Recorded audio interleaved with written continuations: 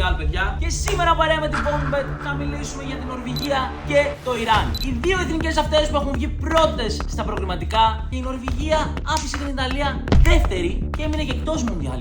Η Νορβηγία που πιστεύω φέτος έχει πάρα πολύ δυνατή εθνική. Γιατί έχει τον Σόρλοθ, γιατί έχει τον Όντεγκαρντ και γιατί έχει τον καλύτερο σεντερφόρ αυτής της στιγμής, τον Χάλαντ. Η Νορβηγία που έχει μόνο 28 χρόνια να πάει στο Μουντιάλ και γι' αυτό θα τα δώσουν όλα φέτος. Θα δυσκολευτούν τα πράγματα όταν έχεις Γαλλία, Σενεγάλη και Ιράκ στον ομιλό σου. Πιστεύω ότι θα ζοριστεί. Και ποιος άλλος θα ζοριστεί? Το Ιράν. Δεν έχει τόσο δυνατή εθνική, παρόλο που βγήκε πρώτη στα προκριματικά, είναι πολύ δύσκολο να περάσει. Γιατί στον ομιλό της έχει Βέλγιο, Αίγυπτος και Νέα Ζηλανδία. Θα ζοριστεί, μπορεί να περάσει σαν τρίτη, μπορεί να περάσει σαν δεύτερη, μπορεί να μείνει και εκτός. Δεν έχει πάρα πολλούς παίκτες που ξέρουμε, που γνωρίζουμε, εκτός από έναν του Ολυμπιακού, ο Ταρέμι. Τα λέμε αύριο με τις επόμενες εθνικές.